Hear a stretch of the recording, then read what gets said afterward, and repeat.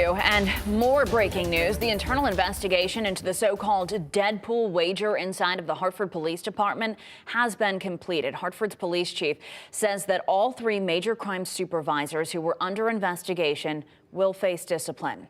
Earlier this month, Detective Jeffrey Plasek was demoted to officer and suspended after the chief says he sent a group text inviting other officers to a deadpool in which bets could be placed on where the first homicide of 2020 would occur in the city.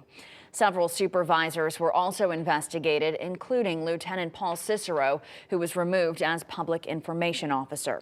Chief Jason Thody says all three supervisors will face discipline, which includes documented counseling, and that is the maximum penalty for the charges they face. Cicero faces up to 5 days for unpaid suspension. Officer Plasek, who wrote that text message, was given a 120-day suspension along with that demotion, and he can only return to work after a fitness for duty evaluation.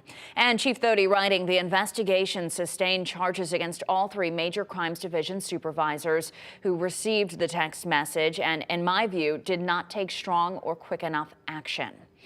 And this statement just in from Hartford Mayor Luke Bronin. He wrote, quote, "This incident was extremely damaging to the relationship that our police and our community have worked hard to build." Chief Thody imposed swift and strong discipline for the officer who sent that text, and this decision to discipline all three supervisors in major crimes underscores the standard our department expects from its leaders. Chief Thody says the internal investigation will be forwarded to a third party to review the case and ensure that the community has confidence in the investigative process.